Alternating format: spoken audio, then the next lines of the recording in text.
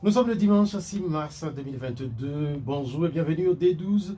Nous sommes à 48 heures de la célébration de la Journée internationale de la femme, ou plus exactement des droits des femmes. Mardi, comme de tradition depuis 1977, sous l'impulsion des Nations Unies, les femmes du monde et les droits qui accompagnent leur statut seront mis en avant.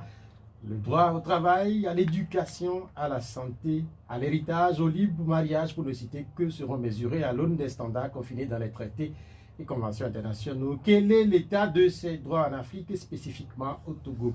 L'État assure-t-il convenablement la garantie de ces droits? Les femmes sont elles-mêmes suffisamment formées et informées? Depuis le début de l'année, plus encore, depuis quelques jours, c'est la course à celle qui porterait le meilleur pagne du 8 mars. La journée du 8 mars serait-elle en réalité une fête au point où une Saint-Valentin bis sans planer sur plusieurs ménages? Mardi, sans doute que la planète aura une pensée spéciale pour les femmes ukrainiennes, puisque le pays est en guerre et que les hommes sont au front. Elles sont naturellement les premières victimes d'un conflit entre la grande Russie de Vladimir Poutine et son voisin, l'Ukraine, soutenue par la grande Amérique de Joe Biden. Seulement voilà, les Américains et leurs alliés européens, canadiens et australiens ne sont pas au front. Au fond, que veulent les Russes et l'Ukrainien? Les premiers refusent aux seconds leur velléité d'appartenir à l'OTAN, un potentiel adversaire sous les fenêtres du Kremlin. Les seconds brandissent leur souveraineté et envie à disposer d'eux-mêmes. L'histoire du monde nous renseigne que les États moyens peinent à disposer d'eux-mêmes sans subir les influences des plus grandes puissances. La planète est en réalité la grande forêt décrite dans les livres et portée au cinéma à travers les science-fiction. Seuls les dinosaures, les éléphants ou encore les lions sont la loi et font la loi. La loi est en principe la meilleure mesure des sociétés modernes, mais demeure-t-elle un instrument de justice? Au Togo, une loi prend le nom d'une ville. La loi de Kara portant création des régions vise le renforcement du processus de décentralisation. Un processus qui va être ponctué bientôt par l'organisation des élections régionales. En quelques années, le Togo aura connu tous les types d'élections municipales, législatives et présidentielles. Pour la première fois, les électeurs vont participer au choix des gouverneurs des régions. Dans la région du Togo, une même préoccupation unit les populations, à savoir les inflations sur les marchés. Cette semaine, la petite tasse du déguet est passée de 300 à 400 francs CFA, du jamais vu. L'évolution des prix est presque partout. Cette évolution n'est-elle pas aux antipodes des requêtes qui sont quotidiennement adressées par les populations à Dieu? Heureusement que quand les prix grimpent, les cas de Covid baissent. Comme dans un jeu d'équilibre, les pouvoirs publics sont obligés de s'adapter. Les masques sont en train de tomber. Connaîtrons-nous un jour toute la vérité? Le D12 va rassembler les responsables des associations de consommateurs, puisqu'il faut manger, avoir surtout de la force pour faire des émissions et faire de la politique. Nous avons invité Emmanuel Sogadi de la Ligue des consommateurs du Togo et Freddy Dougnan de l'Association togolaise des consommateurs. Les numéros de l'émission sont 96 50 34 37 et puis 70 43 09 70. Mise en nom de l'émission Boga Koudoyo. Chers invités, bonjour. Bonjour. Comment vous allez? Bien. Vraiment grâce à Dieu. C'est la première fois que je rassemble dans ce studio des responsables des deux associations des consommateurs, mais sans doute aussi que quand je regarde, comment il s'appelle, Sogadi Emmanuel, c'est sans doute qu'il revient de l'église. Oui, forcément, parce que aujourd'hui, nous sommes le dimanche. Et bon, c'est un rituel qui est devenu une habitude pour nous, les chrétiens. Et donc, chaque dimanche, nous avons l'obligation d'aller rendre grâce à Dieu qui nous a accompagnés de lundi jusqu'à dimanche. Et donc, ce qui fait que ce matin, nous avons respecté la tradition. Et aujourd'hui, comme c'est la journée également de la jeunesse de notre église, l'église évangélique presbytérienne du Togo où je suis membre. Et donc, ça a été une occasion pour nous, et la jeunesse de notre église, de s'affirmer et de dire que nous sommes capables de faire quoi que ce soit pour que le pays puisse avancer également, plus que nos communautés chrétiennes puissent avancer en respectant la dignité humaine qui est primordiale à tout ce que nous, à notre existence sur cette terre. Vous adorez où à Lomé? J'adore la Togo Centre, l'église évangélique presbytérienne du Togo, la parole Togo Centre, qui est à Djalé, qui est dans le quartier d'Adjalé, dans le bas-fond de Togo Ranko. Bien, merci Freddy Douna. Je ne sais pas si vous avez fait le même rituel.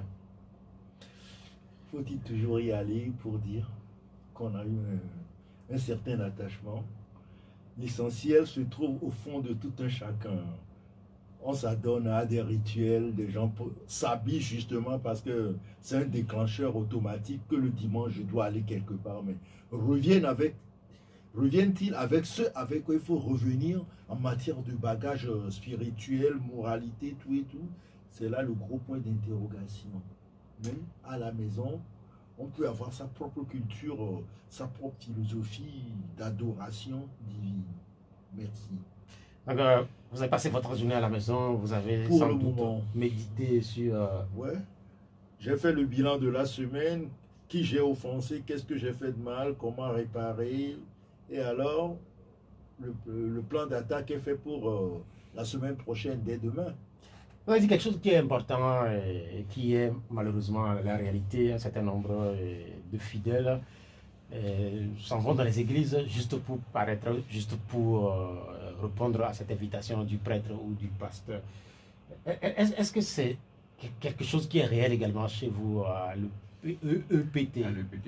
Vous savez, ce n'est pas, en tout cas, comme nous ne sommes pas là pour en débattre, Ouais. ce sont des expressions philosophiques, mais nous, comme le sujet est apparu, on a dans l'obligation d'en parler. En réalité, lorsque vous êtes dans une société, vous avez l'obligation d'appartenir à des groupes sociaux, par exemple. Et dans notre communauté, dans la structuration de notre église, par exemple, nous appelons certains regroupements de groupes organisés. Et lorsque vous êtes dans un groupe organisé, il y a un attachement qui vient en soi. Une obligation. Tel que peut-être une chorale. Et vous savez, lorsqu'on chante, il y a des vertus pour celui qui sait chanter, celui qui aime chanter. Et psychologiquement aussi, ça travaille la psychologie de tout le monde. Et le pouvoir de la parole, parce que dans les chants que nous utilisons, que nous adorons, que nous utilisons pour nos cultes, il y a des messages spirituels que nous véhiculons et qui donnent l'espoir à la personne de pouvoir continuer à vivre.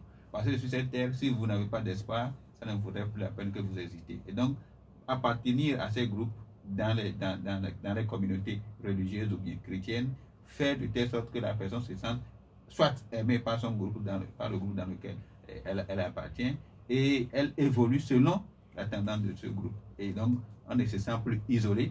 Parce que des fois, lorsque vous êtes à la maison, vous risquez d'avoir la dépression parce que vous êtes seul et vous questionnez pour dire, mais à quoi bon semble de résister sur cette planète Terre? Mais lorsque vous allez dans un groupe organisé, vous chantez et chaque dimanche vous retrouvez vos amis, il n'y a plus autre chose sur cette terre que de retrouver ses amis d'antan et de tous les jours et que vous discutez du bien commun et de tout ce qui est utile pour tous les citoyens dans une société donnée. Et donc je crois que c'est très important. C'est vrai que ceux qui choisissent de rester à la maison, c'est un choix. C'est un choix. On ne va pas leur en vouloir, mais il est d'un bon temps que pourquoi lorsque la loi, même ceux qui ne sont, excusez-moi, la loi n'est pas religieuse, mais de lundi jusqu'à samedi, jusqu'à vendredi, on vous dit allez au service et il y a 2 jours de repos. Donc ça veut dire que ces 2 jours de repos vous permettent de faire des activités extra qui psychologiquement vont vous aider à vous retrouver, à vous ressourcer le lundi matin et reprendre les activités ordinaires comme activités professionnelles. Bien, merci. J'espère que Freddy n'a plus rien à ajouter. Ouais. Seulement, ce qui plaît dans tout ça, c'est l'esprit de famille. Faire famille, c'est ce qui est essentiel. L'homme est un être sociable. Donc, faire famille, voir les autres, sympathiser, échanger, ça fait vivre. Merci. Merci. C'est la première fois que j'invite des responsables de 2 associations des consommateurs du Togo. Je vous ai invité parce que vous savez, l'actualité des prix sur les marchés oblige. Un constat a été dressé récemment par un de nos fidèles auditeurs qu'il faut vraiment manger, avoir de la force pour continuer par parler politique, évoquer les sujets qui touchent à la vie de la nation. Même ma foi, je sais aussi que la question des prix est également une question politique. C'est pourquoi vous êtes là. Mais puisque vous n'êtes pas oui, vous n'avez pas la tradition de venir ici. Nous allons faire quand même un petit exercice en vous permettant de vous représenter aux auditeurs. Mais avant, ce que l'auditeur a dit, est-ce qu'il a raison ou pas? Il faut manger, il faut vraiment avoir toute sa tête pour venir ici dimanche en tant qu'acteur politique débattre. Vous savez, on ne va pas juger l'auditeur, mais sauf qu'on peut aussi donner notre point de vue sur sa préoccupation. En réalité, ce sont les politiques qui décident de ce que nous sommes et de ce dont nous vivons et de ce dont nous mangeons. Parce que si un politique dit aujourd'hui qu'à partir de demain, tel produit sera vendu dans un marché à tel prix par exemple, sachez que c'est sur le prix-là qui sera respecté. Parce que c'est le politique qui, au Parlement, qui vote les textes, c'est le politique qui donne les solutions aux forces de l'ordre de sécurité pour dire la loi là doit être respectée à telle limite, ainsi de suite, à telle condition. Et donc, lorsque vous ne respectez pas la loi, ça veut dire que vous êtes en conflit avec la loi. Et c'est le même politique qui vous dira ceux qui sont en conflit avec la loi doivent répondre de leurs actes. Et c'est la justice qui va le faire. Donc, tout ce que nous faisons, c'est le politique. Ce qui fait que des fois, les gens ont tendance à interpréter nos actions comme étant des actions politiques, mais qu'on voudrait les inviter à ne pas toujours croire que les actions que nous menons sont des actions politiques. Il arrive des fois où ce que nous disons a un point commun par rapport à ce que le politique fait et ce que le politique dit aussi. Et donc, il n'y a pas une démarcation en tant que telle, une ligne de démarcation en tant que telle par rapport aux actions techniques ou bien stratégiques que nous disons, parce que quel que soit le statut la caractérisation de l'action, c'est toujours le politique qui est l'élément déclencheur de la bonne marche de l'activité ou de l'action que nous pouvons proposer ou que nous pouvons mener. Et donc, je crois que cet auditeur n'a pas totalement tort. Il a raison de dire qu'on a besoin de manger avant de venir discuter de politique. Mais lorsque vous vivez dans une société, il ne faut pas toujours aussi ignorer la politique. C'est de la politique que nous faisons dans une société. Mais en fait, ça, c'est par rapport au nombre d'invités qui passent au D12, puisqu'ils sont essentiellement des acteurs politiques. Faire ce break pour permettre à ces auditeurs-là d'être au courant de comment les choses se passent sur le marché, je crois que c'est aussi important. Oui, c'est important dans la mesure où toute la population, quel que soit le malaise qu'elle ressent, ne peut pas se présenter devant le ministère du Commerce ou sur les ondes des radios pour crier très fort. Ceci disant, nous sommes leur porte-voix et à la fois nous sommes les interfaces entre la population et les dirigeants, les politiques, et des dirigeants vers la population. En quelque sorte, nous sommes comme une pièce entre les deux éléments, les deux faces d'une enclume. La population dit, nous recevons, nous transmettons, nous recevons, nous transmettons de chaque côté, mais seulement cela se fait que, comme il a dit tout de suite, nos actions sont parfois interprétées comme étant des actions politiques, mais reconnaissons que nous ne sommes pas politiques parfois. Il y a dans la population beaucoup de personnes qui disent les trucs coûtent cher, les trucs coûtent cher. Que font les associations de défense des consommateurs qui voient le gouvernement, qui voient tout pour qu'on augmente les salaires? Erreur. Les associations de consommateurs ne vont pas faire le travail que doivent faire les syndicats. Ça, c'est le travail des syndicats. Donc, ils prendront base sur nos constats, nos enquêtes, ce qu'on a relevé. Donc, ils viendront se ressourcer dans nos archives, les chiffres, les comportements et tout, et assis sur ces différents bagages, ils vont maintenant faire face aux politiques pour dire par rapport à si relevé par, ou bien dont nous avons fait le constat, le salaire doit être revu à la hausse dans telle proportion et dans telle. Les associations de consommateurs ne peuvent que faire le lobbying, réveiller la conscience publique, tant du citoyen que des décideurs, et vice-versa, faire une éducation de la masse. Les associations de consommateurs ne sont pas des associations qui iront défendre l'augmentation des salaires et autres, mais nous allons défendre le droit du citoyen par rapport à la qualité. Nous parlerons de votre cahier de charge, de vos missions, de Ouais. vos ambitions pour les consommateurs. Mais quel type de rapport vous avez par exemple avec les syndicats, puisque vous évoquez là la situation des syndicats qui éventuellement peuvent intervenir pour faire augmenter ou pour demander à ce que les salaires soient augmentés par exemple? Par rapport aux syndicats, nous avons de très bonnes relations. Nous avons de très bonnes relations. Par exemple, de par le passé, l'Association togolaise des consommateurs, à travers la FTBC, l'association des conducteurs de camions, des ramasseurs de sable, toute la myriade, même nous avons travaillé avec ces associations, ces syndicats. Le syndicat des transporteurs routiers, quand il s'en est agi du problème du carburant et des péages. Donc, nos relations, nos collaborations étaient toujours parfaites.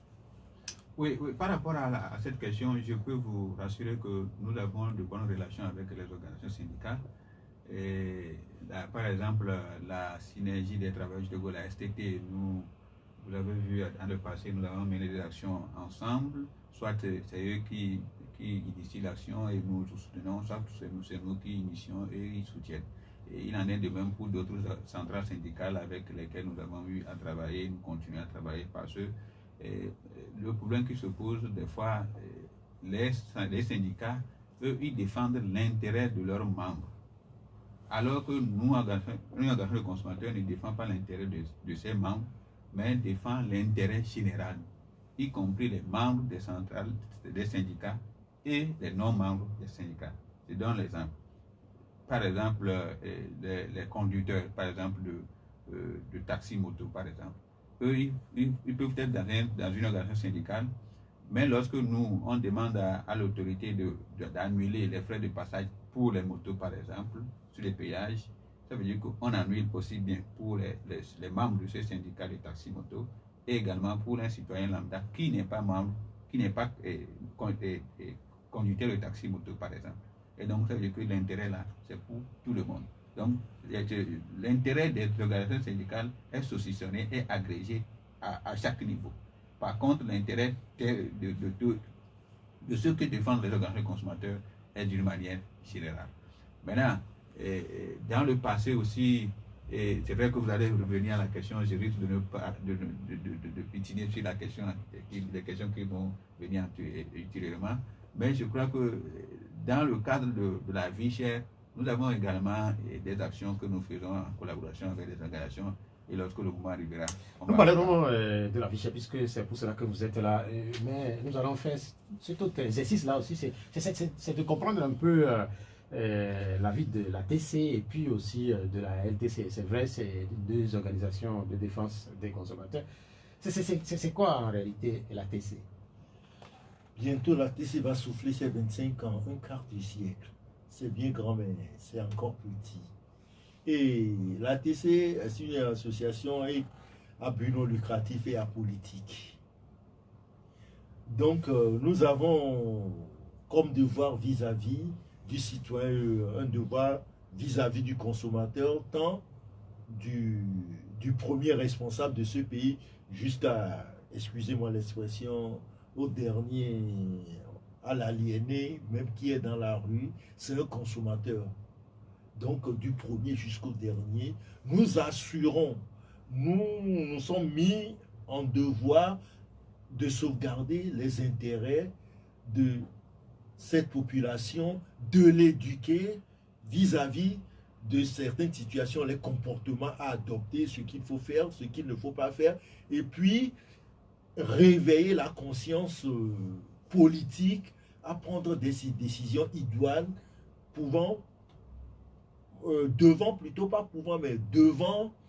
mettre au mieux la vie du citoyen. Ah, vous écoutez, presque tout le monde, ou tout le monde est consommateur. Vous avez 25 ans. Tout le monde est consommateur. Vous avez 25 ans. Bientôt. Mais il y a cette question qui revient souvent quand on est en face des consommateurs. Est-ce que tout le monde se reconnaît, par exemple, dans la TC? Malheureusement, tout le monde ne se reconnaît pas lorsque ça va bien. lorsque ça va bien, par exemple, quand les prix des produits pétroliers sont à un certain niveau qu'on n'en parle pas, les gens ne se reconnaissent pas comme consommateurs. Et c'est à l'approche des périodes où on veut augmenter, qui sont dans l'air le grisou, qu'ils se remettent, que font les actions des consommateurs? Oui, je leur dis non. Dis plutôt, que fait notre association? Que font nos associations de consommateurs? Que faisons-nous? Parce que tout le monde est consommateur sans le savoir. Les gens pensent souvent que quand on dit association de défense des consommateurs, c'est ceux qui doivent nous défendre quand, pour ce que nous prenons, nous mangeons, nous en faisons la déglutition, la digestion, et puis nous éliminons euh, ces produits de par leur importance. Certaines parties, ça va vous à avez la les décharge. déchets. Ouais, vous avez les déchets. Mais la consommation, c'est général. Toute notre vie est consommation. Même le boulevard que nous avons emprunté pour arriver ici, même les éclairages publics, même le feu tricolore, tout est consommé. Et quand vous prenez la nomenclature d'instauration des prix des produits pétroliers ou bien les péages que nous faisons tout le temps, l'entretien routier est dedans. Nous consommons la route, donc nous payons pour. Le feu tricolore est dedans. Tout, l'éclairage public, même, tout est dedans. Même le téléphone, tout est dedans. Donc, toute notre vie est consommation. Et que les gens comprennent une bonne fois pour toutes que ce n'est pas seulement ce que nous mangeons qui est consommation, mais c'est pourquoi dans nos relations avec les politiques, avec les diverses institutions de l'État, nous sommes souvent invités à siéger. Comme par exemple dans le cas de la vie chère à laquelle nous allons en arriver, il y a eu une institution, une commission en temps qui avait siégé qu'on appelait commission vie chère. Nous sommes dedans avec les politiques et les différentes structures syndicales du Togo. Et nous y avions discuté, mais je ne vais pas monopoliser la parole, je remets la balle en jeu. C'est clair que nous vous demanderons dans quelques instants ce dont vous aviez parlé là-bas au niveau de cette structure. La LTC, c'est quoi?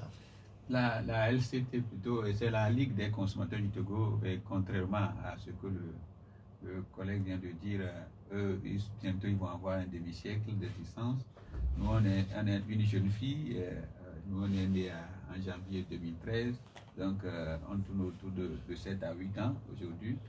Et même je crois que 7-8 ans, nous avons fait ce qu'on pouvait faire, et selon nos moyens et nos possibilités. Mais que le terrain reste vaste, le champ reste vaste, et que tous les ouvriers sont appelés à apporter leur pierre pour l'édification de l'édifice, pour la construction de l'édifice.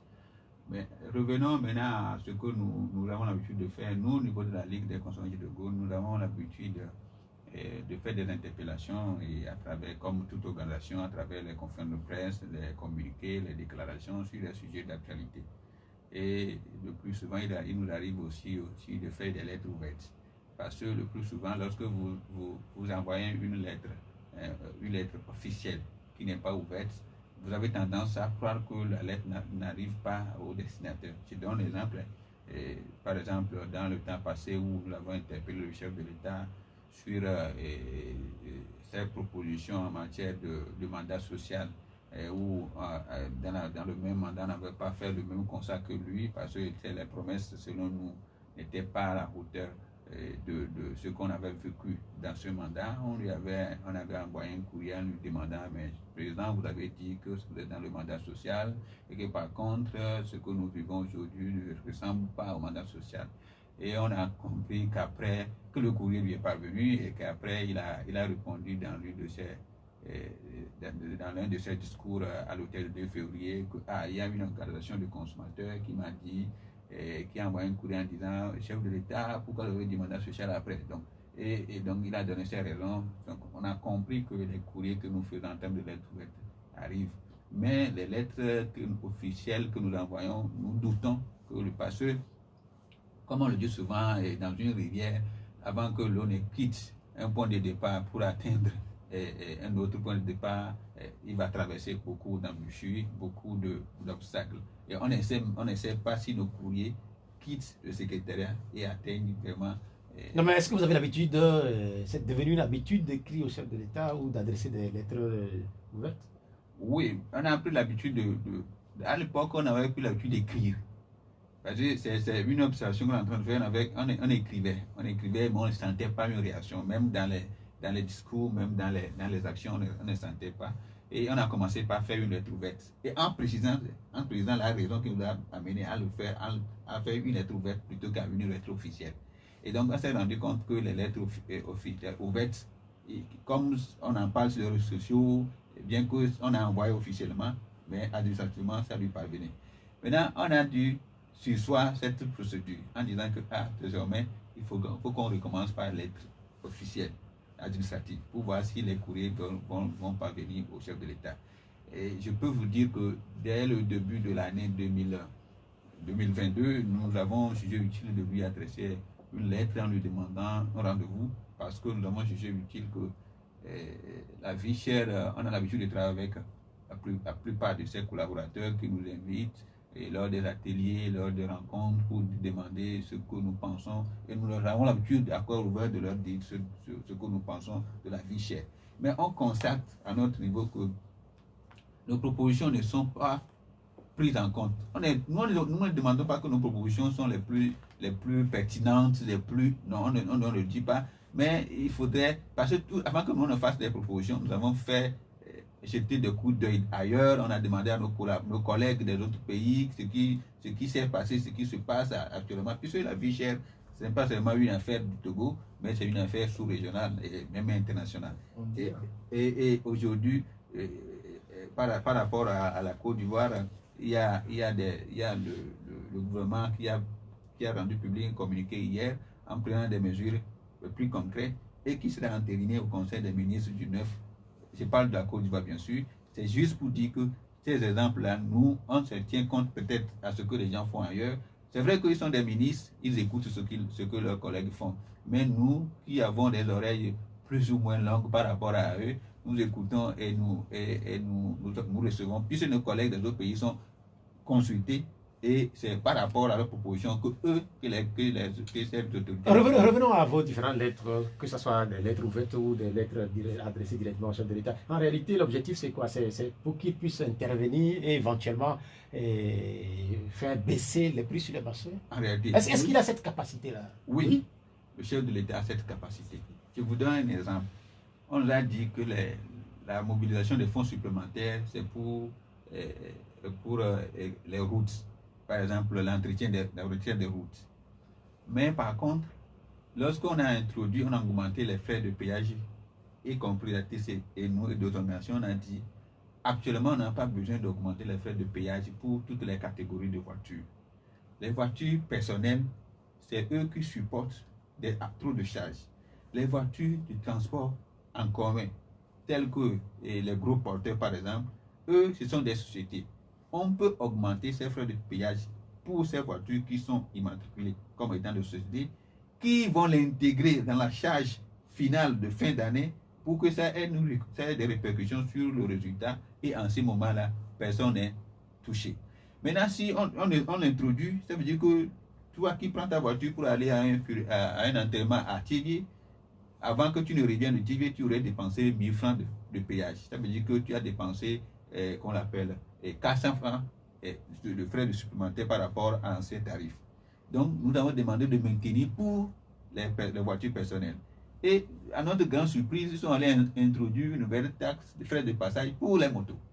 Et nous sommes dit, mais en cette période-là où nous sommes à une période où on a les communes qui ont introduit de nouvelles taxes qui n'existaient pas. Il faudrait que des gens puissent nous suivre pour écouter ce qu'on veut dire. Ces nouvelles taxes que les mairies prennent aujourd'hui, ça n'existait nulle part. C'est vrai qu'il y avait les mairies, mais ça ne touchait pas plus de personnes. Aujourd'hui, comme on a saucissonné, on a fait la décentralisation jusqu'à 217 communes, si j'ai bonne mémoire. 117 communes. Cela veut dire que dans les villages les plus reculés aussi, les communes essaient de prélever. Donc, ça doit avoir une répercussion sur le panier de la ménagère dans les localités, dans ces villages, et également ceux qui vont dans ces localités pour acheter les produits maraîchers pour revenir nous les vendre à Lomé. ça va avoir aussi des répercussions. C'est de l'autre côté. Là, le second aspect, c'est au niveau de l'OTR. Vous avez vu que le chef, madame, le Premier ministre a envoyé une lettre, je ne sais pas comment on l'appelle, une lettre de caractère, je ne sais pas, en disant, il a demandé l'élargissement de l'assiette fiscale. C'est ce qu'on dit, élargir l'assiette fiscale, c'est dit augmenter les taxes. Et donc, en le faisant ainsi, ça veut dire que c'est de nouvelles taxes qui vont naître. C'est vrai. Et en 2020, nous avons parlé de la taxe sur les véhicules à moteur. On a dit, rien n'a été enlevé. Cette année, ils nous ont dit qu'on a réduit un peu, ainsi de suite. Mais ce sont des taxes, des charges supplémentaires. Par exemple, toi qui as une voiture, pour l'année, tu dois, je ne connais pas la puissance de votre voiture, mais si je suppose que c'est 30 000 pour la TVM, tu dois payer 30 000 pour la TVM, tu dois payer l'assurance peut-être 60 000, et chaque fois où tu sors hors de Lomé, tu dois payer les frais de passage au péage. Le chef de l'État peut dire, instruit par exemple le ministère de l'économie et des finances, qui dit, pour ces charges-là, c'est vrai que c'est pour le développement de mon pays, de notre pays, mais il faut réduire, il faut annuler ceci, on va attendre, on va observer pour voir ce que ça va donner, ainsi de suite. Il est la seule personne qui peut le faire. En réalité, votre demande, c'est pour aller plaider. C'est pour aller plaider. Nous allons retourner la même question au niveau de la TC. D'abord, par exemple, sur cette lettre dont parle Emmanuel Sougadi, est-ce que c'est une lettre concertée ou c'est une lettre de l'association des consommateurs du Togo seul? Lettre concertée ou pas, nous aussi, nous avons envoyé des courriers. Nous avons envoyé suffisamment de courriers allant dans le même sens. Parce que le ressenti est le même. Je ne vais pas trop m'étaler parce que l'essentiel a été déjà dit. C'est comme ça que nous réagissons, c'est ce que nous vivons tous les jours, que nous essayons d'implémenter dans nos courriers et que nous envoyons. Même à la consultation des registres d'émargement au niveau du secrétariat de la présidence, nous y figurons pour moi presque toutes les semaines. Mais quand vous parlez de présidence, moi j'ai pensé au départ que votre interlocuteur en premier, c'est le ministère du Commerce. Oui, vous savez, le ministère du Commerce, nous n'avons pas quelque chose à dire pour dire que le ministère du Commerce ne nous écoute pas. On a dit, le ministère du Commerce, bien avant le vote de la loi des finances de 2022, on a eu une rencontre aussi bien avec le ministère du Commerce, les centrales syndicales et les associations de consommateurs. Et lors de cette rencontre, il nous a été demandé de faire des propositions pour juguler le phénomène de la vie chère, c'est-à-dire l'augmentation sans cesse des prix des produits de première nécessité. Et sur cette base, nous avons travaillé et on a fait part de nos propositions dans un document qu'on a transmis à l'autorité. Et je me rappelle qu'une centrale syndicale a fait une proposition en disant que nous voulons qu'on fasse une augmentation de salaire à la proportion de l'inflation. Je donne l'exemple. L'inflation, peut-être, puisqu'on a des économistes qui peuvent mesurer le taux d'inflation, c'est à 5%. Donc, qu'on augmente le salaire à 5% pour les fonctionnaires, de telle sorte que lorsque le taux d'inflation sera réduit, bien sera presque inexistant, je suis pas économiste pour trouver le terme approprié, qu'en ce moment-là, que l'augmentation aussi trouve un effet négatif. C'est-à-dire qu'on pose d'autres actions, je ne veux pas dire qu'on annule. Que l'équilibre hier. Mais à notre grand étonnement, on a compris, on a vu finalement que le chef de l'État a annoncé une avance, bien un prêt d'1 mois à chaque fonctionnaire et qui aujourd'hui pèse sur les fonctionnaires. Parce que on est en période de fête de fin d'année.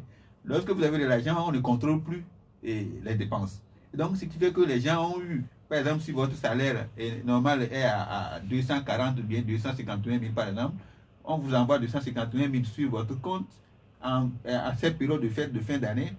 Vous les dépensez comme vous le voulez et après, vous subissez parce que vous avez fait un prêt. Le reste du salaire que vous devez payer à partir de janvier, par exemple, on prélève ça. La banque prélève la traite pour vos prêts et on prélève encore, le ministère de l'économie et des finances prélève les prêts qu'on vous a fait. Donc ça fait qu'aujourd'hui, les gens sont en train de souffrir énormément et ils n'arrivent plus à joindre les deux bouts parce qu'ils sont sous prêt et un mois. Là, vous évoquez la situation spécifique des fonctionnaires, puisqu'on sait. Oui, ça fait partie. Parce que les fonctionnaires qui sont éventuels, qui sont les consommateurs, ils représentent une infime partie. Je suis d'accord. Mais c'est la décision que le gouvernement que le chef de l'État a prise qui nous amène à dire que ce n'est pas ce que nous avions proposé. On avait dit une augmentation et ça pouvait se faire aussi partout. Parce qu'une augmentation de 5% par exemple, c'est vrai que ce serait insignifiant, mais ça va donner aussi ses effets. Donc c'est pourquoi nous disons aujourd'hui qu'on a besoin d'aller peut-être dire, de vive voix nos propositions au chef de l'État. Les ministres nous écoutent. Ils peuvent rendre compte ou ils peuvent ne pas rendre compte fidèlement à ce que nous disons. Mais nous, on ne peut pas dire aujourd'hui qu'ils ne rendent pas compte. C'est pourquoi on a dit, le chef de l'État, il est là pour nous tous. Nous, on est une organisation de consommateurs, on n'est pas affilié à aucun ministère, mais les ministères qui sont des ministères dont les sujets se touchent, on a l'habitude de les rencontrer et de leur faire part de nos propositions. Mais on a aussi le devoir et l'obligation aussi de voir le chef de l'État pour faire des plaidoyers pour que ce qui devait se faire se fasse le plus vite que possible. Mais quand on vous écoute sur les différents médias, vous dites tout le temps que vous êtes là pour défendre les intérêts des consommateurs. Comment ça se passe, cette défense? D'abord, nous le disons tout le temps que nous défendons les intérêts des consommateurs, que nous-mêmes, en tant que dirigeants de ces associations, nous aussi, nous défendons nos intérêts et l'intérêt de la population, tout en général. D'abord, quand nous pressentons, quand nous ressentons, suite à nos enquêtes, des dysfonctionnements à certains niveaux sur le plan de la consommation, nos cellules de réflexion rentrent en jeu, font des analyses, et c'est à la suite de ces analyses que nous adressons des courriers à qui de droit. Par exemple, le ministère du Commerce pour demander si... Et seulement, ce n'est pas seulement sur les prix que nous intervenons. Nous intervenons également sur la qualité et sur la quantité. C'est pourquoi quand les associations de consommateurs veulent descendre en ville, doivent aller faire leur contrôle inopiné, nous ne descendons pas seulement en tant que seule association, mais nous descendons en ville, dans les magasins, sur la place des marchés, dans les supermarchés, accompagnés des différentes structures de l'État, la métrologie, pour connaître la vraie quantité des choses, le service d'hygiène, l'assainissement et le ministère du Commerce pour la vérification des prix, quand bien même on dit qu'il y a une liberté de commerce, mais quand on dit qu'il y a une liberté de commerce, ce n'est pas un libertinage qu'on veut aboutir. Il faut quand même respecter certaines marges. On ne va pas augmenter d'une manière exponentielle le prix pour dire qu'il y a liberté de commerce, liberté de commerce. Non, là c'est assassiner le pauvre consommateur. Ainsi, nous descendons. Nous, associations de consommateurs, ce que les consommateurs doivent savoir, c'est que nous n'avons pas un pouvoir de coercition, un pouvoir de contrainte, un pouvoir de décision, de punition, mais nous avons le pouvoir de dénonciation, de soumission, de plainte vis-à-vis des autorités qui prennent les décisions qu'il faut. Et nous avons également le pouvoir de recherche. C'est dans ce cadre que les associations togolaises des consommateurs et certaines entités, nous avons eu à faire des analyses dans ce pays pour relever la qualité des produits qui leur sont proposés. En l'occurrence, nous l'avons fait pour les huiles de ménage. Récemment, il n'y a même pas encore 6 mois, nous en avons fait pour les tomates en conserve.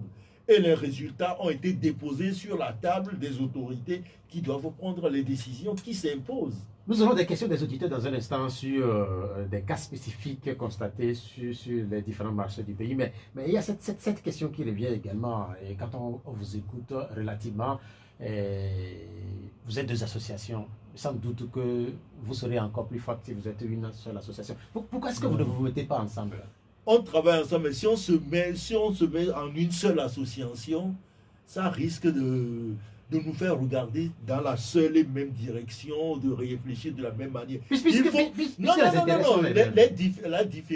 les différences positives sont un facteur d'émergence ou bien d'éclosion des capacités insoupçonnées pour le bien de tous. Par exemple, quand nous allons à la radio, si nous ne nous rappelons pas, au moins nous essayons toujours de faire une éducation de la population vis-à-vis du comportement adopté. Par exemple, un cas simple, le Togolais ou bien la majorité des Togolais n'achètent pas, mais ils échangent, c'est tout. Ils rentrent en boutique, ils déposent l'argent, ils disent donnez-moi ça, et puis ils s'en vont.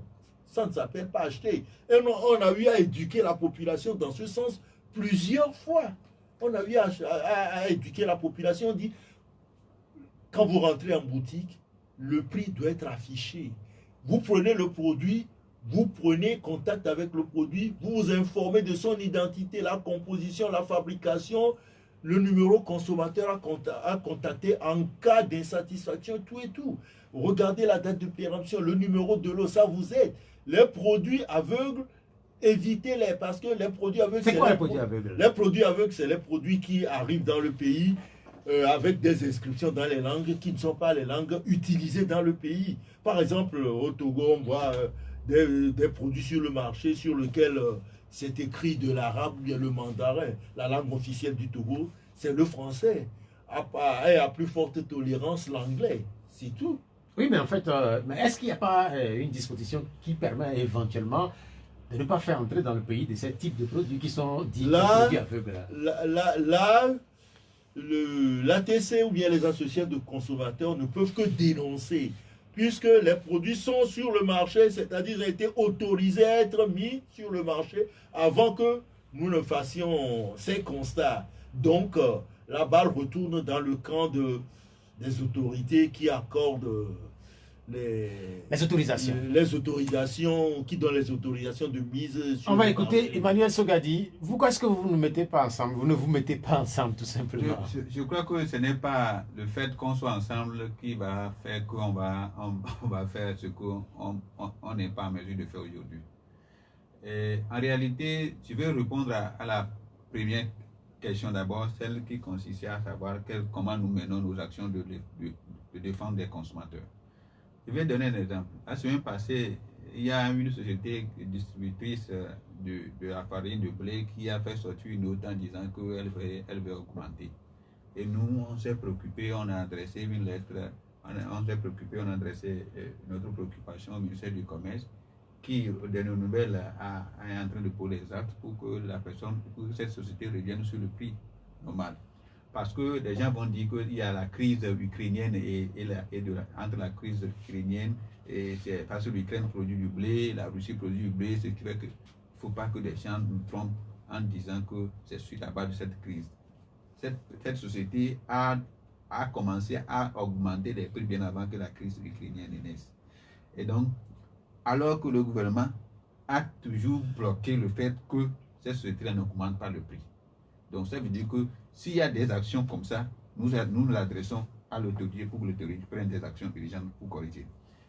En ce qui concerne la qualité, l'utilisation de gouvernements de protection par exemple, nous avons toujours évoqué le problème parce que c'est dans nos actions, avec nos actions, que l'autorité a sorti un arrêté interministériel depuis juin 2019 en disant qu'à partir de cet instant, on ne peut plus de gouvernement de protection au Togo qui est un produit cancérigène. Le second aspect, c'est que lorsque des gens viennent vers nous, nous signalent les cas de violation dont ils sont victimes, d'abord, il faut que des gens nous saisissent. Parce qu'on n'est pas omniprésent, on n'est pas partout. C'est vrai que nous avons des représentations dans certaines localités, dans certaines régions, mais nous ne sommes pas dans toutes les maisons et dans tous les marchés. Si vous avez un problème, vous ne signalez pas ça à une association de consommateurs. L'association de consommateurs ne pourra pas savoir si vous avez un problème et pour se mettre à vous aider à le régler. La dernière fois, quelqu'un nous a saisi pour un problème qui est pour de fourniture d'eau, par exemple, dans une localité. Et elle a envoyé la plainte par mail. Et nous a demandé de nous envoyer son contact pour qu'on puisse le joindre et traiter le dossier. Jusqu'à aujourd'hui, on n'a pas vu de retour. Vous voyez, par exemple. Et donc, il y a des défenses individualisées où lorsque vous venez au problème, vous venez avec le problème, on discute, on comprend le problème et on vous aide à résoudre le problème. Et il y a aussi des défenses collectives. On a vu par exemple la coupure d'Internet en 2017. Et on s'est dit que ça ne valait pas la peine qu'on coupe l'Internet. On s'est battu jusqu'à ce que, avec d'autres organisations de la société civile, on a eu devant la Cour de justice de la CEDEAO qui a dit « Ah, étant togolais, vous n'avez pas l'obligation de couper parce que c'est un droit pour les consommateurs. » Donc l'essentiel pour nous, ce n'est pas qu'on condamne notre pays, mais c'est de rétablir, hein, de faire rétablir une violation qui a été constatée au niveau des droits de la consommation. Vous voyez par exemple, aujourd'hui, lorsque on augmente le prix du pain par exemple, qui sont ceux qui vont se mettre à subir? Les consommateurs vont subir. Mais nous, organisations de consommateurs, nous serons les premières organisations à être interpellées. C'est pourquoi mon collègue avait dit au départ, lorsque le consommateur est satisfait, il ne s'implique pas, il ne se sent pas être membre d'une organisation, mais lorsqu'il n'est pas satisfait, c'est en ce moment que la personne se dit qu'elle n'est pas dans... Nous venons de passer 45 minutes ensemble, comme c'est des traditions, les auditeurs vont vous poser des questions dans un instant. Mais je voudrais que vous donniez vos contacts là. Et vous allez faire le même exercice à la fin de l'émission pour que éventuellement les auditeurs puissent se sentir beaucoup plus proches de cette association de consommateurs, parce qu'on a l'impression que c'est des gens quelque part. Des nébuleuses.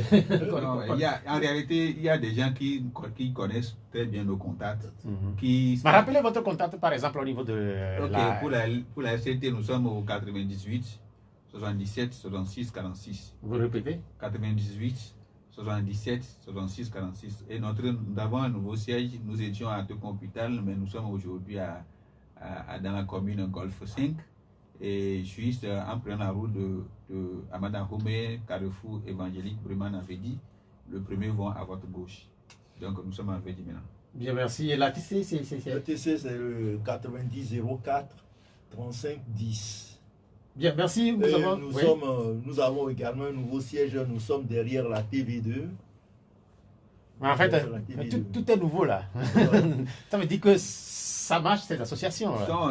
Nous nous efforçons à faire mieux que hier. Belle réponse.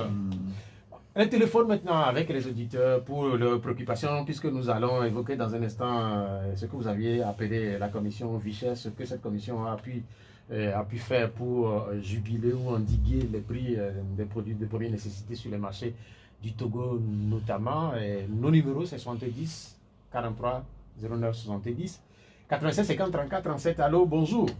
Allô, bonjour. Oui, vous êtes à l'antenne Bozambo. Oui. Comment vous allez? Oh, ça marche. Ok, allez-y. Bonjour à notre invité. Bonjour. Je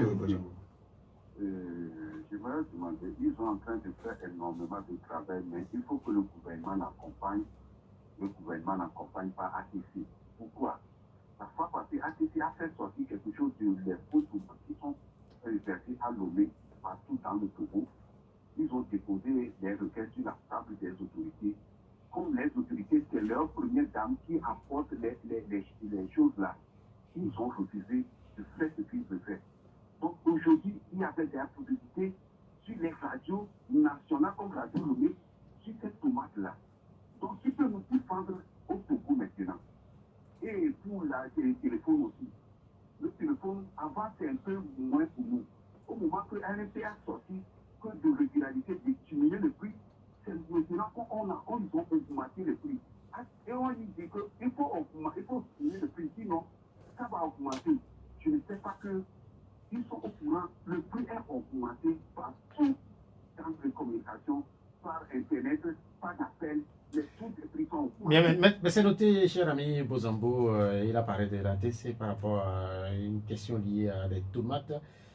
C'est quoi cette histoire? Moi, je ne suis pas au courant.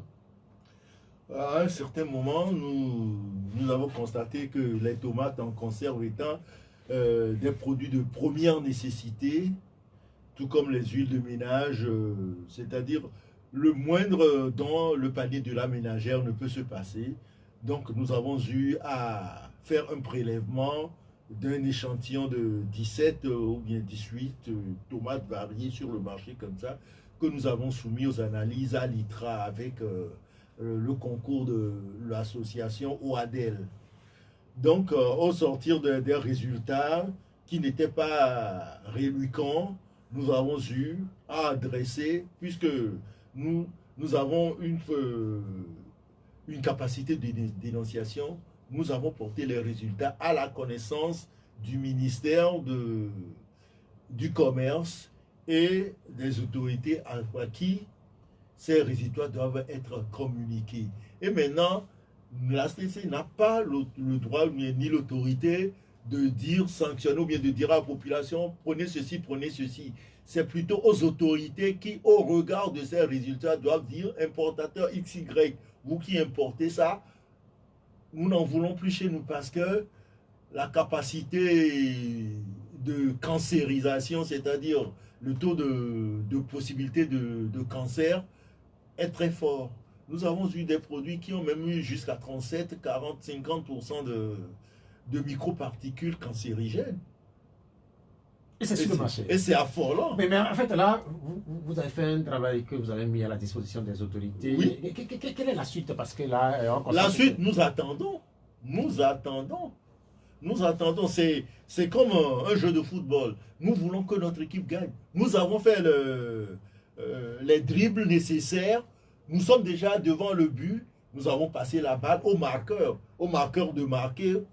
Soit nous remportons une victoire ou bien il fout la balle en l'air et l'échec de l'équipe lui retombe sur les Bien, épaules. merci. Est-ce que c'est une situation que vous connaissez? Oui. C'est un travail que les collègues ont vu à mener et que nous apprécions.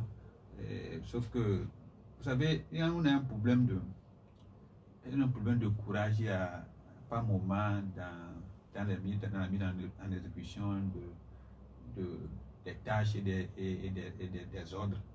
Parce que ce qui a été fait, comme le collègue vient de le souligner, une organisation de consommateurs ne peut pas se lever pour dire tel importateur, tu n'as pas le droit de poser tel acte ou bien tel acte. La loi de 1999 portant organisation de la concurrence Togo, c'est elle qui donne l'obligation au ministre en charge du commerce, qui peut même retirer la carte d'opérateur économique à un opérateur et lui interdit même d'exercer une activité commerciale lorsque on constate que ce commerçant a enfreint à des lois, à des dispositions de cette loi-là. Et donc, ce qui fait que des fois, lorsque nous menons des actions, on se tourne vers le ministère du Commerce pour dire des actes. Et c'est ce qu'ils ont fait, je pense. Et donc, nous, on encourage le ministère du Commerce à avoir le courage, de foncer sur le dossier. Parce que toutes les émissions où nous animons, il y a des gens qui nous interpellent sur la question pour dire, publiez-nous la liste des tomates, donnez-nous des consignes. Donc, ce n'est pas facile de le faire. Donc, on est disposé à accompagner le ministère à le faire. Non, mais en fait, ce que vous dites est vrai, puisque j'ai eu une question ici, on parle de 16 différentes analyses, et que sur les 16, il y aurait 6 qui sont de qualité relativement bonne. Et en fait, c'est vrai aussi que dans une émission publique comme celle-là, on ne peut pas... non, ça se fait pas. Ouais. La deuxième partie de la question, c'est sur le coût relativement élevé du téléphone au Togo. C'est vrai aussi qu'il y a une étude qui a été publiée récemment par la CEP et qui consacre le Togo dans une position pas confortable. Oui, vous savez, le problème de coût des frais de la téléphonie, c'est un problème qui ne date pas d'aujourd'hui. Et je crois que aujourd'hui, le chantier de la CEP, c'est sur 2 ordres. Le chantier de la qualité et le chantier de coût. L'exercice qui a amené l'autorité à faire une analyse comparative par rapport à la pratique sur les produits, sur les frais de la téléphonie au Togo par rapport à ceux de la sous-région, consistait à encourager les sociétés à réduire les frais de communication. Et nous, dans nos analyses, on s'est rendu compte qu'il y a aussi un vide juridique parce qu'il n'y a pas une restriction, bien un plafond pour dire que autorité ou bien société de téléphonie, vous ne pouvez pas vendre la data au-delà de tel franc par minute, bien par méga, bien ainsi de par kiloctet, je ne sais quoi, par unité par exemple. Donc ce qui fait qu'aujourd'hui, au niveau de la data, et les sociétés pratiquent ce qu'elles pensent en termes de marketing. Et en se défiant par rapport moi, mon concurrent, combien lui vend, combien moi je vais vendre, est-ce que moi je vais vendre au volume, est-ce que moi je vais vendre au tarif. C'est-à-dire il y a d'autres qui vendent au volume, tel volume, et je le vends, et à tel prix je donne tel volume, et ainsi de suite. C'est pourquoi l'obligation qui pèse aujourd'hui, c'est que les députés à l'Assemblée nationale, le gouvernement puisse peut-être donner une certaine force peut-être à la CEP d'avoir la mesure de pouvoir donner un plafond de telle sorte que ça se fasse comme ça se fait dans d'autres pays. Par contre, ce même exercice a fait une conclusion en disant que sur le truc des forfaits, par exemple, que nous avons dans nos maisons, forfait, je ne donne aucune société, forfait mensuel de Wi-Fi à la maison, ainsi de suite. En général, les sociétés sont dans la norme de la sous-région. Par contre, dans d'autres pays que nous avons, ça coûte un peu plus cher par rapport. C'est la date au niveau de l'appareil Android. Bien, merci. Mais merci. Deuxième auditeur. Allô? Allô? Allô? L'auditeur, on l'a perdu. Allô?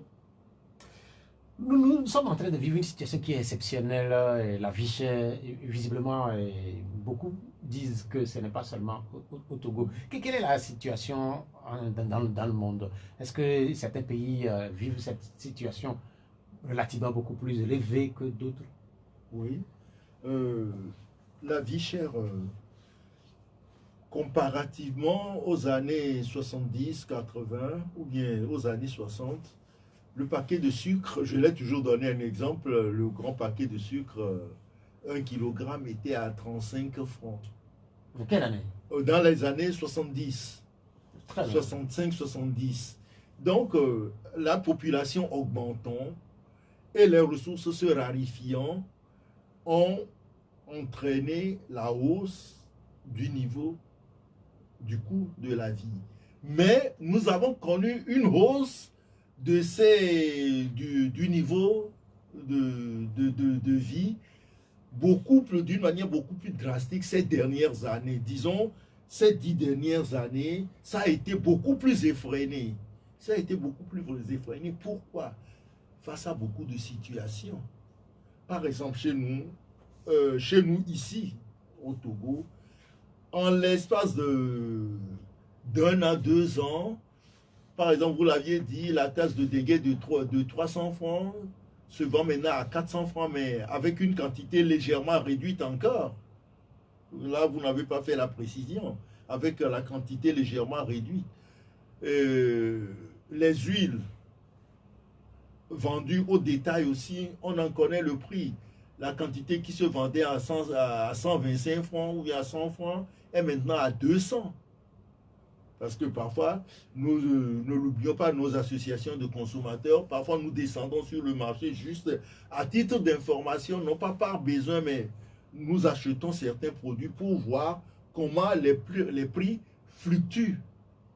Donc, nous ne refusons pas que les prix doivent augmenter, mais le rythme exponentiel, c'est-à-dire drastique, la flèche terriblement montante de cette hausse, c'est ce que nous regrettons et c'est ce qui a un impact négatif sur la vie de tous les jours des consommateurs. Mais est-ce que vous avez la possibilité, ma question c'est de savoir si vous avez la possibilité de faire une comparaison par exemple avec le Bénin ou le Sénégal ou le Congo. C'est vrai aussi que parfois nous pouvons bien faire des comparaisons, mais au risque de ne pas nous tromper. Par exemple, au Bénin, vous ne pouvez pas vous acheter du haricot et un peu d'huile sur la base de 150 francs. C'est un peu plus cher. Mais le SMIC là-bas, c'est beaucoup plus haut. Le salaire minimum interprofessionnel garanti, je ne le dis pas. C'est plus relevé de tous les côtés. Mais nous sommes à un rythme où même les gens n'arrivent plus à s'alimenter au rythme de 3 repas par jour. Parfois, c'est un repas qu'on fait à 16 heures, ça fait encore de même. C'est la situation du Togo. Hein? C'est la situation du Togo. Vous descendez dans la zone administrative, faites la petite enquête, circulez pour voir un peu comment les gens mangent. Soit c'est des ignames grillés ou bien c'est toujours assis quelque part. On n'arrive pas à manger. Certains enfants aussi, en allant à l'école, quand vous les voyez, le parent doit avoir d'abord, avant d'en donner à son enfant, mais des enfants qui mangent difficilement à Non, l'école. c'est notre réaction de... Oui, vous avez posé la question de savoir est-ce que le pouvoir d'achat, bien la vie chère, c'est partout, bien c'est un phénomène. Non, mais en fait, c'est un phénomène mondial. Maintenant, je voudrais savoir si est-ce que c'est beaucoup plus corsé, par exemple au Togo, qu'ailleurs, ou relativement Vous savez, au Togo. le problème est pour juguler la vie chère, c'est il faut revoir les moyens, mais le système de répartition de la richesse. Parce que soit la vie est chère que pour quelqu'un et elle ne l'est pas pour l'autre. Parce que la personne chez qui la vie n'est pas chère, c'est parce que la répartition de la richesse a été favorable à cette dernière. Et donc c'est pourquoi que nous disons le plus souvent, trop d'impôt tue l'impôt. Lorsque aujourd'hui, et en tout cas à ma connaissance, on ne nous a pas dit que les fortunés sont taxés au Togo. Et ceux qui ont trop d'argent sont taxés, non, moi je n'ai jamais appris nulle part. Par contre, toi qui as un compte dans une banque, moi qui ai un compte dans une microfinance, dans une banque par exemple, nous avons des taxes que nous payons, qu'on appelle taxes financières. Donc ça veut dire qu'en ce moment-là, tout le monde paie alors que nous n'avons pas les mêmes capacités d'achat. Donc si aujourd'hui vous prenez par exemple le Sénégal et la Côte d'Ivoire, et vous cherchez à comparer ça au Togo, ça veut dire que ce sont des deux pays incomparables en matière de pouvoir d'achat. À Dakar, par exemple, les gens ont des salaires jusqu'à 150 et même les loyers tournent autour de 100 000. Ça veut dire que de 150 c'est au-delà de 400-500. Par contre, au Togo, nos salaires tournent autour de 50 000 et 45 000. On va au téléphone pour avoir peut-être des témoignages. Allô? Allô? Bonjour. Oui. Oui, c'est pas que je dois. Oui, comment vous allez?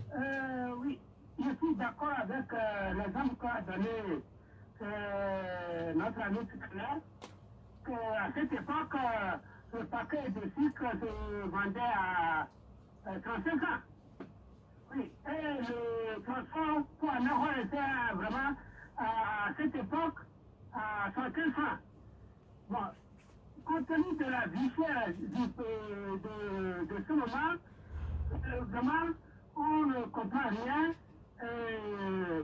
Tout est cher dans le pays. C'est comparativement au SMIC. Si on compare ça aux autres pays, le SMIC est vraiment élevé par rapport à notre pays. Donc les gouvernants n'ont qu'à penser à la population, c'est-à-dire à relever un peu le SMIC pour que le pays avance. Bien, merci pour votre proposition. Est-ce que cette proposition, oui, est-ce que cet apport-là, en termes de proposition, est-ce qu'elle règle le problème? Puisque, une fois encore, c'est un début de règlement du problème, parce que il y a le bien, il y a la denrée de consommation, mais la capacité d'accès à cette consommation, c'est-à-dire la force financière, c'est ce qui manque. Et par rapport à ce que vient de dire Sogadi de truc, la répartition du bien ou bien de la richesse, c'est ce qui fait le problème. Il faut améliorer, il faut relever les niveaux pour que chacun arrive à satisfaire au moins le besoin minimum pour qu'il se sente à l'aise. C'est ce pourquoi nous luttons. Et c'est ce pourquoi les syndicats, les trucs doivent peser de tout leur poids face aux gouvernants, aux politiques, afin que le citoyen se ressente dans sa vie de tous les jours. Il n'y a pas plus frustrant que de savoir que le lendemain est incertain en matière de consommation, en matière de survie. Il n'y a pas plus frustrant que de savoir que le lendemain est incertain. Se dire, se poser toujours la question, qu'est-ce que je peux manger demain? J'ai pas de sous, mais le ventre n'attend pas, les besoins n'attendent pas. Les besoins primaires, par exemple, les denrées de première nécessité, c'est les huiles, les savons, le pain et autres. Je ne dis pas encore les pneus de voiture, parce que là, ça relève d'un autre cadre. Ce qui assure la survie de tous les jours, être dans l'incertitude de ne pas en avoir. Question, est-ce que vous avez un certain nombre d'auditeurs? Allô? Allô? Oui, allô, Oui, vous êtes à l'antenne, allez-y. Oui, je savais bien. Oui, bonsoir. Bonsoir. Une question concernant si quand ils ne sont pas ensemble, ce n'est pas la réponse. Là, moi, je vais poser cette question justement. Qu'est-ce qui va diffère dans leurs actes posés sur le terrain si ils ne veulent pas être ensemble avant de faire ce combat? Si les deux combats du peuple. Merci. Bien, merci. Oui, si vous voulez, je vais répondre à la question pour ne pas oublier après. En réalité, si vous allez en Côte d'Ivoire, on a plus de 60 organisations de consommateurs en Côte d'Ivoire. Peut-être Pelé va me dire que c'est parce que la Côte d'Ivoire est plus basse que le Togo. Non. Si vous allez dans d'autres pays, c'est pareil. Mais au Togo, il y avait plus d'organisations de consommateurs que d'aujourd'hui qui sont sur le terrain. Ce n'est pas parce que ceux qui existaient ne pouvaient pas exister, bien qu'il n'y avait pas le leadership de ceux qui les ont créés, mais c'est parce que le travail n'est pas facile. Aujourd'hui, l'ATC n'a pas la même stratégie d'action que la RCT. Et la RCT non plus. Donc, qu'on comprenne qu'une société, par exemple, telle que une société qui fabrique le pain, par exemple, une société A qui fabrique le pain, et une société B qui fabrique également le pain, ce n'est pas le même, c'est le pain qui fabrique, mais ce n'est pas de la même procédure, bien les mêmes procédés qui s'utilisent pour le faire. Et donc, lorsqu'on est ensemble, on risque d'avoir la monotonie dans les actions que nous faisons. Et la monotonie n'avance pas. On risque de non, mais en fait, la question, les gens posent la question parce que certains pensent que vous êtes relativement faible en étant... C'est pas vrai. C'est plutôt le contraire. Lorsqu'on est ensemble... Par exemple, au niveau de la téléphonie, nous avons été mis ensemble avec l'ARCEP et nous avons parcouru le Togo, de Lomé à Saint-Cassé et dans toute la largeur du pays pour sensibiliser nos bases. Parce que, je l'ai dit précédemment dans ma réponse, posée justement de cette manière, que quand on est toujours ensemble et qu'on regarde toujours dans la même direction, on n'évolue pas, mais la différence crée l'éclosion. La différence, ça donne l'étincelle. Ils vont de là au système, nous aussi nous allons de notre système. Maintenant, nous faisons une refonte des résultats obtenus pour savoir ce que nous devons faire. Et au jour d'aujourd'hui, nos téléphones, c'est des téléphones qui fonctionnent rapidement et nous nous voyons presque toujours. Le souci, c'est pas dans la multiplication ou dans... Non, par exemple, non, il a dit dans des pays, il y a plus de 60. Mais dire consommation, nous n'avons rien atteint pour le moment, mais nous nous efforçons. Par exemple, il y a des spécialités, des gens qui se spécialisent dans la défense des consommateurs en matière de transport, en aviation. Freddy Dounia, on a compris votre réponse. Ouais. Mais, allô, le téléphone. Allô. Oui, bonjour. Allô? Oui, vous êtes à l'antenne. Oui, bonjour. Bonjour. Oui, s'il vous plaît. Oui, j'aimerais savoir Quel est votre nom? si pour les produits, Quel selon la loi qui ne devait pas Quel est votre nom? être sur le sol. Quel est votre nom? Quelle est la situation que les consommateurs ont constaté les produits sur le sol togolais? Ils n'ont pas les moyens pour pouvoir suivre ces produits-là, enquêter pour savoir qui a autorisé ces produits de rentrer dans le pays. Merci. Mais quel est votre nom? Allez, Quel est votre nom? oui. Ok. Oui, je vais répondre. C'est Willy l'a dit, n'est-ce pas? Oui. Ok. Monsieur Willy a posé une question que le collègue Freddy a déjà répondu. Pourquoi je le dis? Une organisation de consommateurs, lorsque vous constatez qu'il y a un produit qui est sur le marché, parce que nous, on ne peut pas savoir que le produit a eu l'autorisation de mise sur le marché. Donc, nous, on se réfère au ministère du Commerce qui a une liste des produits, parce que c'est renouvelable chaque 6 mois. De telle sorte avec pour esprit que les stocks peuvent finir. Donc, vous renouvelez les stocks auprès de votre fournisseur. Donc, lorsque nous on fait le constat, on demande à la personne, montre-nous le certificat de mise sur le marché, d'autorisation de mise sur le marché. Lorsque la personne ne trouve pas nous montrer le certificat, donc nous, on informe les inspecteurs du ministère du Commerce qui convoquent cette dernière et qui a l'obligation de se conformer, parce qu'avant d'avoir le certificat de mise sur le marché, on demande à cette société-là de faire des analyses pour prouver que le produit est bon est adapté pour la consommation humaine. Donc, c'est toutes ces démarches-là qu'on doit faire. Mais il ne faudrait pas que M. Willy oublie que nous avons la porosité de nos frontières. Et que ce n'est pas forcément tout ce que nous avons sur le marché togolais qui transite par le port, qui transite par les frontières officielles. Et donc, ça, là, cet aspect-là, tout le monde doit travailler de telle sorte qu'on n'ait plus des produits impropres à la santé, mais qui n'ont pas l'autorisation de mise sur le marché du Togo. Vous avez vu, la dernière fois, on a fait un système de traçabilité des produits où, aujourd'hui, l'OTR a commencé par les liqueurs, les boissons, ainsi de suite, où on fait un étiquetage où on met à la tête de la bouteille, de telle sorte que lorsque vous vérifiez si le produit vient de l'usine ou pas, vous devez vous en rendre compte. Sauf que la technologie n'a pas encore été étendue à d'autres produits pour qu'on puisse aussi vraiment donner l'habitude aux consommateurs de pouvoir vérifier eux-mêmes cette pratique. Vous avez parlé tantôt d'une commission à laquelle vous participez, commission Vichère, pour lutter notamment contre les prix galopants sur les marchés du Togo. Où en êtes-vous avec ces commissions aujourd'hui? Pour le moment, pour ces derniers temps, cette commission ne fonctionne plus et la T souhaite vivement que cette commission soit remise au goût du jour.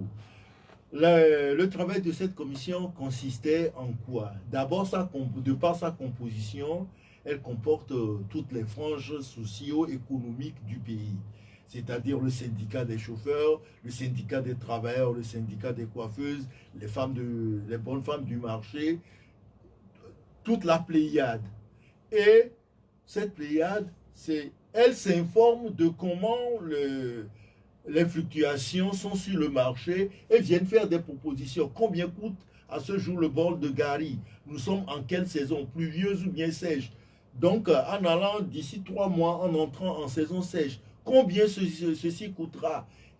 Et des directives sont envoyées aux décideurs politiques afin d'aiguiller le navire de consommation dans le bon sens pour que pendant les périodes dures, qu'il n'y ait pas de pénurie sur le marché, qu'il n'y ait pas trop de cherté, mais malheureusement, cette commission n'a pas survécu et la TC a toujours plaidé pour la résurrection de cette commission, s'il est possible. Pour ajouter à ce qu'il vient de dire, en réalité, je vais faire une petite précision. La commission de la vie chère n'est plus active. Mais par contre, dans le mois d'octobre 2021, le ministère du Commerce avait fait convoquer les organismes de consommateurs, les centrales syndicales, pour leur demander de faire part de leurs propositions pour ce qui concerne les problèmes et les résolutions éventuelles pour juguler le phénomène de la vie chère. Et donc, c'est sur la base de ça que nous avons travaillé avec les centrales syndicales, y compris ATC et la SCT, et on a fait part de nos propositions. Et de nos propositions, c'est ce que j'avais expliqué à un moment de l'émission, que nous avons proposé qu'il y ait une augmentation des salaires et qu'il y ait un suivi des subventions que l'État fait. Parce que l'État peut annoncer qu'il a fait des subventions de tel secteur, mais que les consommateurs ne sentent vraiment pas la subvention. Et on est allé dans presque tous les secteurs, la sécurité routière et qu'on appelle l'assurance. Par exemple, la sécurité routière, il y a ce qu'on appelle les préventions aux accidentés, par exemple, qui devaient être opérationnelles parce que en souscrivant une assurance, il doit y avoir un prélèvement qui doit aller à l'assurance et aux premiers soins des accidentés, par exemple. Ce qui fait que les gens font des accidents et ils n'ont pas de moyens jusqu'à ce qu'ils meurent et on les retourne à la mort. Donc, on a fait beaucoup de propositions, mais qui, en réalité, étaient envoyées parce que c'est plusieurs secteurs, mais qu'on constate qu'aujourd'hui, on n'a pas encore trouvé de début de mise en œuvre. Par exemple, la ligne verte que le ministère du Commerce a mis en place, c'est sur la base de ça pour que les gens puissent dénoncer. Bon, il y a certains qui font ce qu'ils peuvent faire, mais il y a d'autres. Votre demande, c'est que cette commission puisse être réveillée. Allô? Allô, moi, M. Thierry. Bonjour. C'est directeur. Oui. Je salue les invités.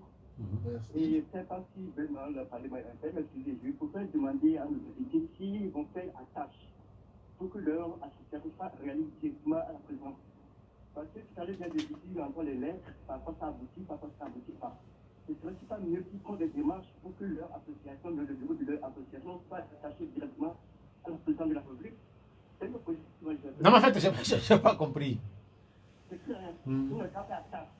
faut que l'association, les bureaux décideurs de l'association soient reliés directement à la présidence. Est-ce que vous avez compris? Je ne sais pas. On va te répondre. Directement, c'est versé à la présidence.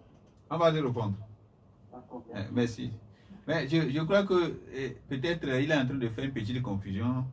Nous, on est attaché à aucun ministère. On est l'organisation de la société civile à but non lucratif. Et ce qu'il voulait dire, c'est que pour que la présidence nous écoute directement et que ce ne soit pas les ministères qui nous écoutent et qui ne mettent pas en œuvre ce qui. Je crois que c'est là où il voulait aller. Mais en réalité, nous, on n'est pas une institution de l'État non plus, même un démembrement d'aucun ministère. On est une organisation de la société civile, on ne peut pas être attaché à la présidence. Sauf que ce que nous demandons, lorsqu'on se sent, on sent qu'on a besoin que la première personne, le premier magistrat du pays doit nous écouter pour que les propositions que nous faisons puissent être écoutées et comprennent ce qu'on doit prendre dans ces propositions. C'est en ce moment que nous demandons à rencontrer le chef de l'État. Bien, merci. Il y a cette question-là de Kodoui Koudé. Ça a été une question qui est laissée sur les réseaux sociaux. Et il dit comment faire pour avoir une plus grande adhésion, une adhésion massive de la population à vos différentes associations? Parce qu'aujourd'hui, si on pose la question de savoir au niveau de la LTC et à la TC, si vous avez des membres, par exemple, actifs, je ne sais pas si combien vous revendiquez. Oui, vous savez, moi je ne vais pas donner le nombre de membres que nous allons dire qui sont dans nos registres. Nous avons fait des efforts pour être dans presque toutes les régions du pays. Et au-delà des régions, nous avons des responsables régionaux qui sont chargés de coordonner l'activité au niveau des préfectures. Et donc, ce qui fait que les actions, par exemple les plaintes que nous recevons, pas les plaintes que nous recevons de l'intérieur, sont traitées parce que les gens nous représentent à l'intérieur. Parce que, comme je l'ai déjà dit, nous ne sommes pas omniprésents. Pour être à Lomé, à la fois à Dapaon, à tout, comment on appelle, à Sinkasi, à Mango, je ne sais où, on ne peut pas le faire. Donc, heureusement qu'on a déjà fait des efforts pour être représentés dans ces localités. Maintenant, qu'est-ce qu'il faut faire pour que les gens adhèrent massivement à notre organisation? Les consommateurs, les Togolais que nous sommes doivent savoir que s'il n'y a pas quelqu'un qui va défendre les intérêts en termes de consommation, on ne pourra pas avoir gain de cause.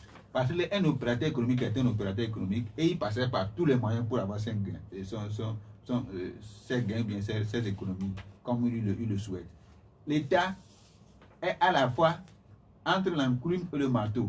Nous aussi, nous sommes entre l'enclume et le marteau parce que l'État, il y a des gens qui sont politiques, qui ont des intérêts économiques dans la société et qui peuvent ne pas se prononcer sur la défense des consommateurs. Et les seules personnes qui peuvent le faire sont les organisations de consommateurs. En adhérant à ces organisations de consommateurs, on a plus de force. C'est pourquoi je disais tout à l'heure, lorsque les gens disent que pourquoi vous n'êtes pas ensemble, ce n'est pas ça l'essentiel. Il faut qu'ils adhèrent massivement, qu'ils se retrouvent massivement en faisant part de leurs propositions tous les jours que de faire. Lorsque tu constates que tu ne dis pas une organisation de consommateurs, comment l'organisation peut savoir qu'il y a une violation des droits des consommateurs quelque part? Alors, on n'a pas besoin de dire, soyez un pour pouvoir être efficace. Donc, même si on est 4, il suffit que tous les Togolais se trouvent au sein des 4 organisations pour que s'il y a une défense commune, qu'on le fasse. Et la preuve est que depuis un bon bout de temps, il y a certains sujets communs sur lesquels nous nous prononçons. Il y a peut-être, nous on peut faire une déclaration de communauté dans laquelle ADES ne peut pas se retrouver. Mais s'il y a des sujets d'intérêt commun où on sait que ça là, c'est la même vision que nous avons, nous travaillons sur ça. Merci. Oh oui. Merci pour la question. Et je dirais tout de suite que pour l'adhésion, pour les Togolais qui se retrouvent dans les associations, c'est une question d'éducation. Une question d'éducation comment? Parce que, je l'ai dit précédemment, les gens se sentent consommateurs lorsqu'ils sentent que la situation leur est désavantageuse. C'est-à-dire quand le prix va augmenter, on se reconnaît consommateur, et quand ça va, on ne se reconnaît pas. Dans ce pays, à l'augmentation du prix du gaz de ménage, de la bouteille de butane, on avait organisé un sitting devant le ministère du Commerce. On avait fait le boucan sur toutes les radios, mais les gens étaient en voiture, ils passaient seulement, ils disaient « Milengbe domena milo ». Comment est-ce qu'on peut évoluer avec ça? Mais quand même, ça, notre sitting, ça a tenu. Si au moins chaque ménage dans ce Lomé, chaque ménage une maison comporte environ 5 à 10 personnes. Si chaque ménage au moins déléguait une personne qui venait représenter sur les 2000 ou bien les 10 000 maisons qui sont construites à Lomé ici, on aura au moins 10 000 personnes là-bas. Mais malheureusement, nous n'avons pas eu 5 000. Est-ce que c'est ça qui fait dire Mais à certains... il faut ça aussi. Il faut ça aussi. Mais est-ce que c'est ça qui fait dire à certains que les Togolais sont étranges? Ouais. Non, mais il Il veut la veut coopérative, mais il ne veut pas mourir. Des Ah ouais, fois. tout Parce le- que l'arme du consommateur, c'est qu'il faut comprendre l'expression bien, le pouvoir que tu as. Aujourd'hui, si vous ne nous, si je ne sais pas, si ils ne se sentent pas consommateurs, ils ne peuvent rien faire.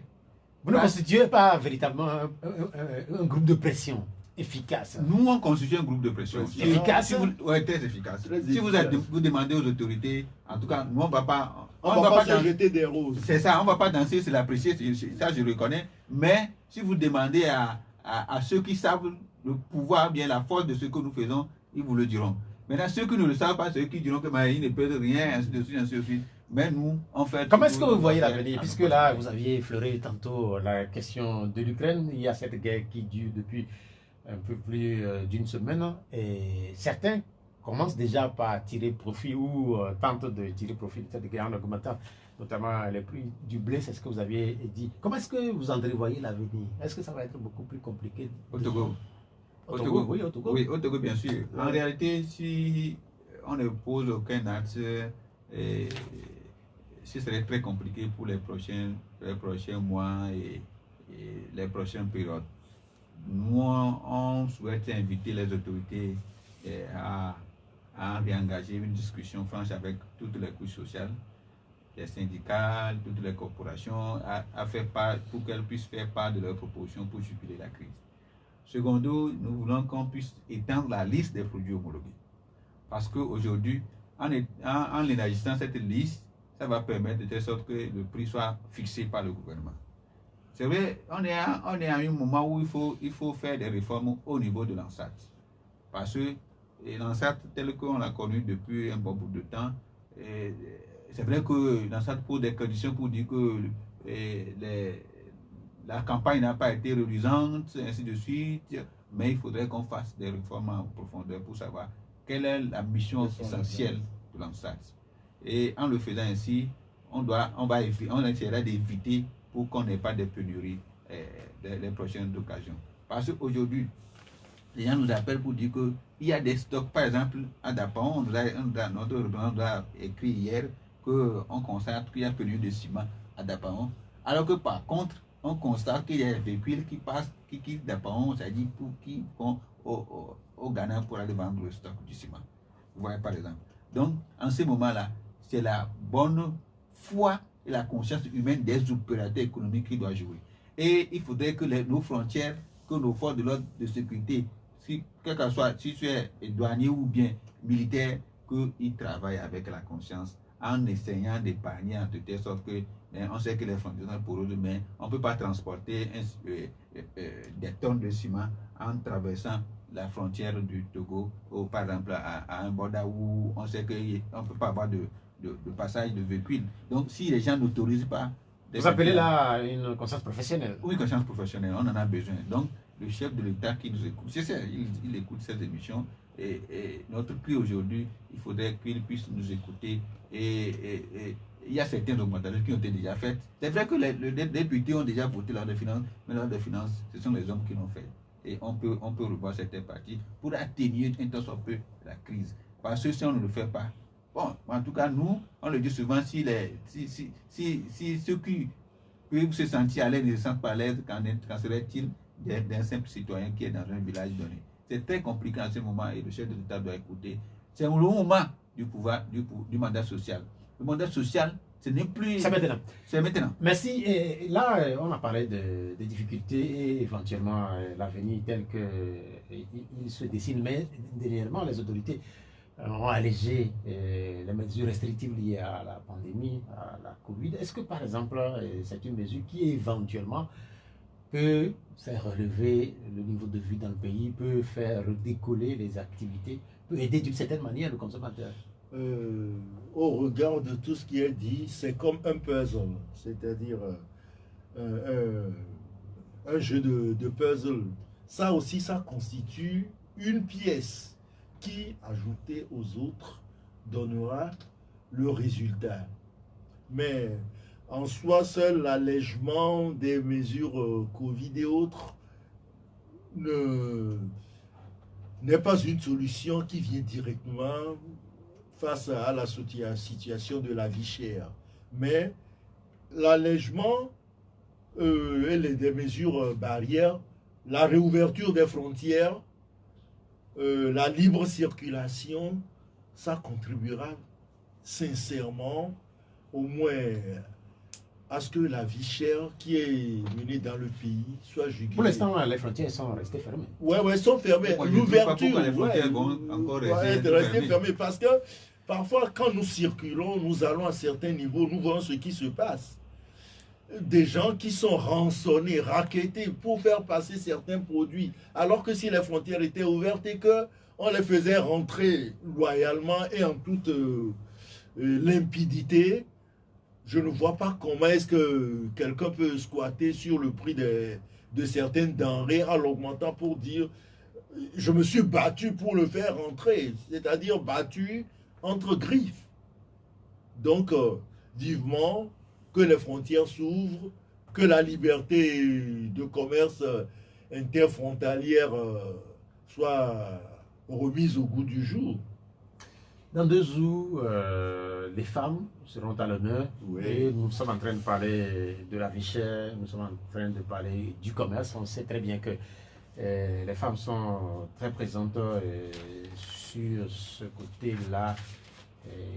Quel est votre regard sur les femmes du Togo ces derniers temps, et quand vous allez dans les marchés? Elles sont tristes, elles sont joyeuses, elles sont angoissées. Je crois que bientôt ça fera 47 ans. 47 ans que... Mais nous l'avons connu chez nous ici, il n'y a pas très longtemps. L'invitation que moi, personnellement, j'aimerais adresser à nos femmes, que ce jour du 8 mars ne soit pas un jour où on fera exhibition du meilleur pagne porté, de la meilleure griffe de couture, et quoi que ce soit, mais qu'une prise de conscience soit faite, qu'une implémentation concrète soit faite des décisions ou bien des décisions qui seront prises à leur niveau, qu'elles reconnaissent leurs droits. C'est pas fêter le 8 mars pour le 8 mars. Chaque année, on fait de la bamboula et puis point barre. Non, il faut une prise de conscience qu'elle s'insère vraiment dans la vie de tous les jours. Je ne sais pas si M. Sougadia... Oui, je crois que pour ma part... Oui, ma question c'est de savoir, vous qui les connaissez, dans quel état ils sont?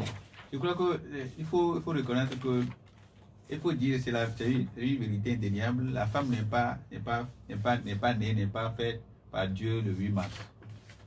Et tous les jours, c'est destiné pour les femmes. Mais par contre, comme c'est une journée mise en exergue par les Nations Unies pour promouvoir les droits des femmes, je crois que ça valait la peine d'être célébré. Sauf que ce que nous constatons, comme vient de le dire le collègue, les gens font autre chose que ce qui devait se faire.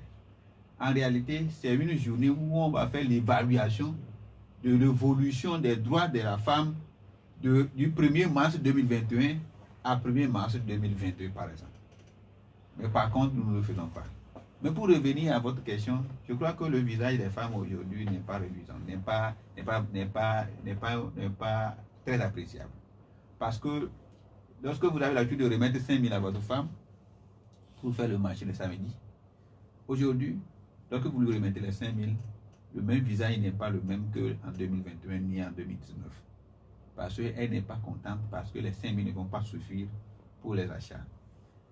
Ensuite, il faudrait également que ces 5 000 que nous donnons, que nous puissions aussi aller au-delà. Mais nous sommes contraints par le pouvoir d'achat. Nous sommes contraints par nos capacités de pouvoir faire mieux que ce que nous sommes de faire. Et donc, la femme, elle est prise dans le dos.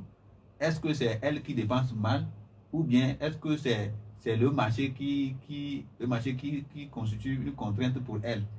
Et donc, je voudrais inviter nos dames, nos femmes, nos soeurs, nos soeurs qui jouent vraiment le rôle de femmes dans le foyer. Et ceux qui A beaucoup de courage. A beaucoup de courage. Merci beaucoup d'être Et bonne venu, fête à Emmanuel Sogadier de la Ligue des consommateurs du Togo. Merci à Frédéric Dounia de l'Association togolaise des consommateurs. Cette émission s'achève. Elle a été mise en onde par Bogakou. Je suis Pierre Watiobé. Bonne suite de programme sur Pierre Avide FM. Au revoir. Merci.